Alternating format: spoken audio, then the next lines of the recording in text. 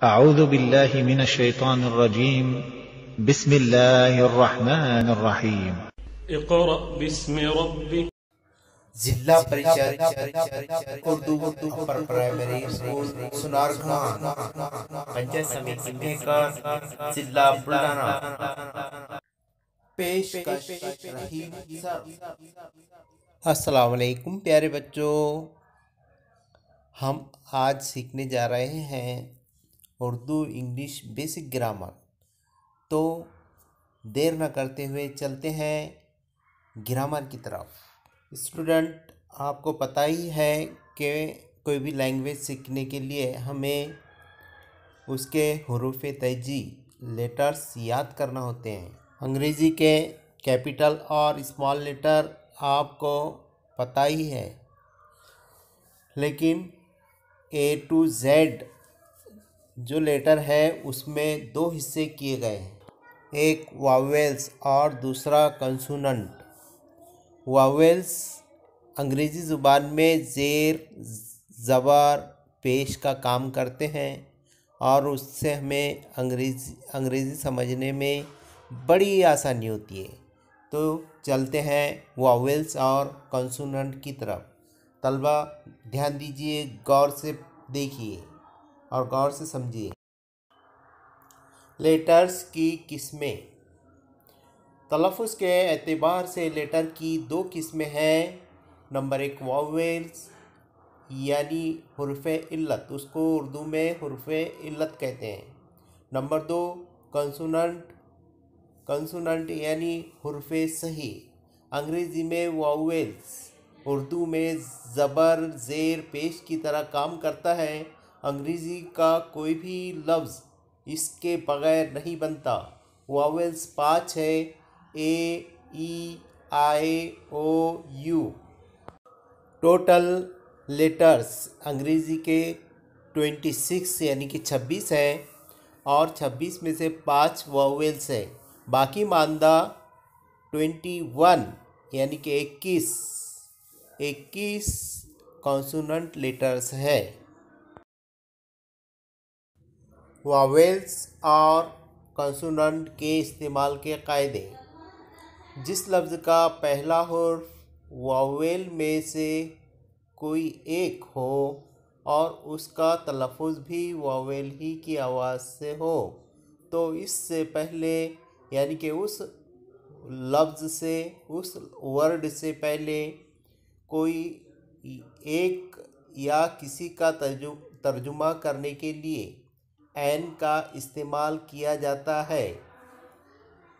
मिसाल के तौर पर एक हाथी है, उसका इंग्लिश में तर्जुमा करना है तो हम कहेंगे एन एलिफेंट। या फिर एक एप्पल है, एक सेब है, तो हम उसको एन एप्पल इस तरह से कहेंगे। एक बैल है तो हम उसको एन ऑक्स इस तरह से कहेंगे। अब हम देखेंगे कंसोनेंट। कंसोनेंट में 21 लेटर्स हैं, उनके कैसे इस्तेमाल होते हैं। जिस लफ्ज़ के शुरू में कंसोनेंट हो और उसका तलफ़ुज़ भी कंसोनेंट की आवाज़ से हो, तो इससे पहले एक कोई किसी का तर्जुमा करने के लिए ए का इस्तेमाल किया जाता है। जैसे एक किताब को अगर इंग्लिश में कहना है तो हम कह सकते हैं आ बुक। एक परिंदे को अगर इंग्लिश में कहना है तो हम कह सकते हैं आ बर्ड, क्योंकि बुक कंसोनेंट लेटर है बी से, जो बी से शुरू होता है, और बी से बर्ड शुरू होता है जो कि कंसोनेंट का लेटर है, तो हम उसके आगे एक के लिए आ लगाएंगे यानी कि ए लगाएंगे। दोस्तों, कंसोनेंट का दूसरा कायदा समझ लीजिए। जिस लफ्ज़ की शुरुआत तो कंसोनेंट से हो लेकिन आवाज़ वावेल की आए, तो इसमें से एक या किसी का तर्जुमा के लिए एन का इस्तेमाल करते हैं। मिसाल के तौर पे एन हॉनेस्ट, हॉनेस्ट तो लफ्ज़ कॉन्सोनेंट एच से शुरू होता है लेकिन आवाज़ ओ की आती है। इसी तरह से आवर, आवर ये लफ्ज़ तो एच से शुरू होता है लेकिन आवाज़ ए से आती है।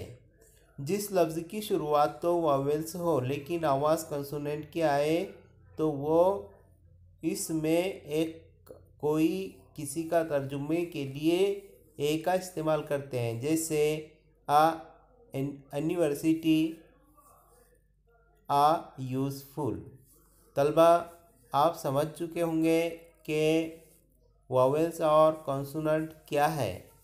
उसके लिए छोटी सी मश्क आपके वीडियो में दी जा रही है, इंशाल्लाह आप उसको पढ़कर हल करेंगे।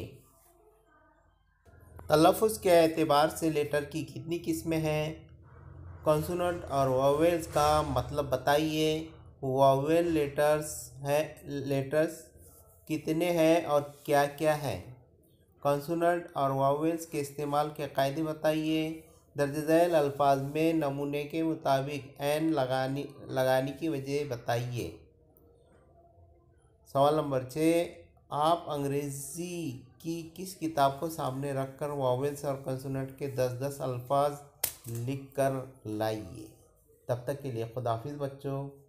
अगर हमारी वीडियो पसंद आए तो हमारे चैनल को सब्सक्राइब कीजिए और बेल आइकन को भी दबा दीजिए ताकि आपको आने वाली वीडियो मिलती रहे।